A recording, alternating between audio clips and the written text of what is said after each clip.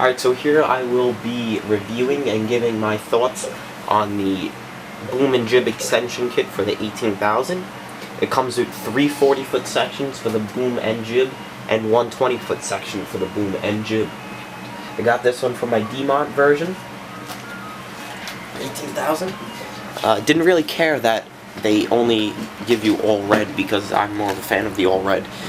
If you have liveries such as Lamson or any other that have colored booms, I'm not too familiar with any others, you're actually going to have to paint the boom sections. They only make it in all red. First they give you these 2 boxes, and basically they just consist of these adjustable links, which are basically dog bones, and all the screws are pretty much in here. That's pretty much it. They give you 2 boxes, one of them's empty. They also give you the pennant lines, which they give you plenty of. They give you a lot of 40s and only 2 20s, which I cannot understand. They give you 2 20-foot booms. I don't know. It's just something that they did. To distinguish the difference between the boom and the jib section, the cross cords on the boom are thicker than the ones on the jib. I could tell just from looking at them. That's a jib. This is a boom. Currently I have a 220s, 120 and 240 on my jib, and I took out a 20 on my boom and added a 40 to it. I believe the top sections are the jib and the bottom ones are the boom, at least in our box. It's real easy to distinguish them. Just compare them to the ones on your model right now.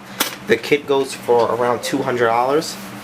The only place you can order them from is Buffalo Road Imports, and if you do order it from them, expect to get it in around 2 weeks. I'm never going to order from them again.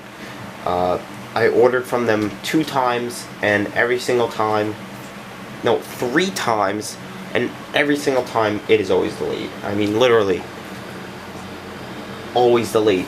Only for cranes though, which I cannot understand. I've ordered excavator models from them, they come in 2 days. The cranes, they come 2 weeks later. I don't get it. I really don't understand it. Going back onto the kit, to put the kit on is a real pain. I'm telling you, I really personally think, even if you cannot do it with one person, it's almost impossible. If you do it with one person, God bless you. Because I did, maybe because I didn't boom the model down, I did it in the air, with 2 people, and it was just the worst experience I ever had with any crane model. I'm gonna now switch to the view of the crane so I can show you what I had a problem with. Alright, so I could only get this with the fisheye wide angle, so here's all the jib that I have on it. I'm gonna switch back to the other lens to show you the detailed parts that are a pain to do. But there's 2 40s and a 20 on the jib, and I took out the 20 here and added the 40. Alright, so here I'm gonna show you what the worst part of the assembly of this extension kit was. The little dog bone pieces that you see that connect each pennant line.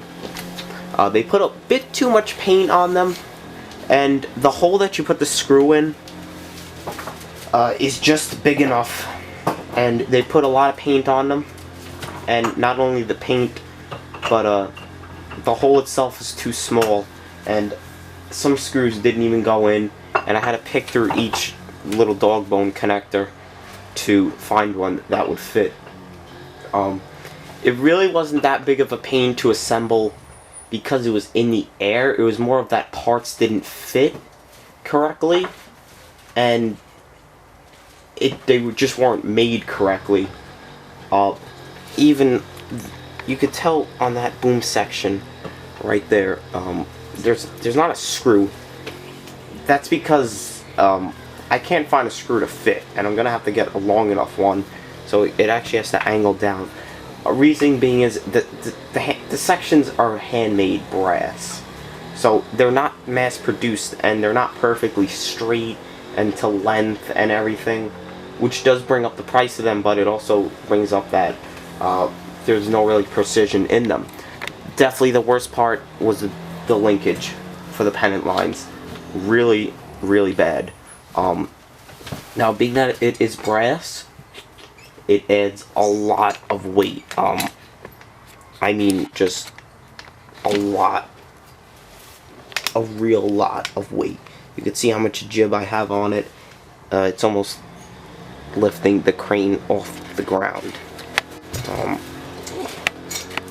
And I also put a 40 on the boom. Now the jib pieces did fit. It was this red 40-foot section on the boom that really just did not fit in some points.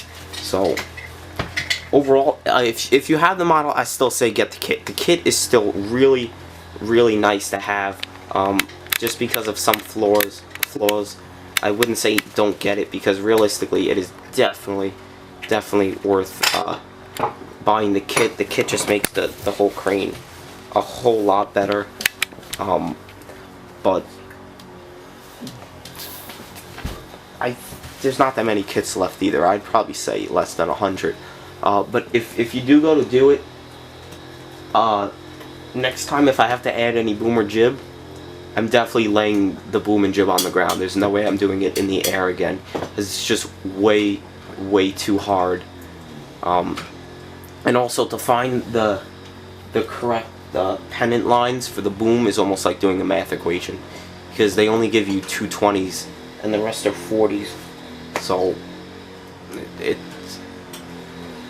has its ups and downs, but it's still worth it.